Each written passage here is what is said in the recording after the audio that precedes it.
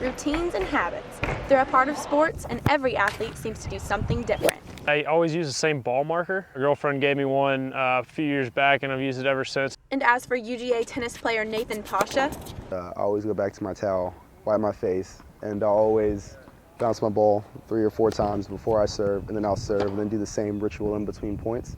And I always kind of like blow on my hands after points, even though my hands aren't really sweaty. They don't really get sweaty. I just do it anyway. but in some cases, you may have to go outside your routine and make a new one. We found out her mom had cancer. Anything I could do to help pray for their family would be great. So I put pray for Angie on my wrist. It's not just the individuals. Teams collectively have their own habits. We turn the lights off and we have a big team prayer, kind of like a pregame speech between our seniors. Now, men's sports like football aren't the only ones with these rituals.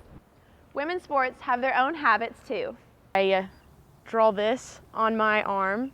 I got it tattooed actually because one of my coaches from club soccer, from youth soccer, actually died, and he had a tattoo just like this, and it just kind of inspired me to kind of play for him. But one of Emma's rituals is more lighthearted. I always put my right cleat on first and then my left cleat on second. And same with the shin guards, right and the left.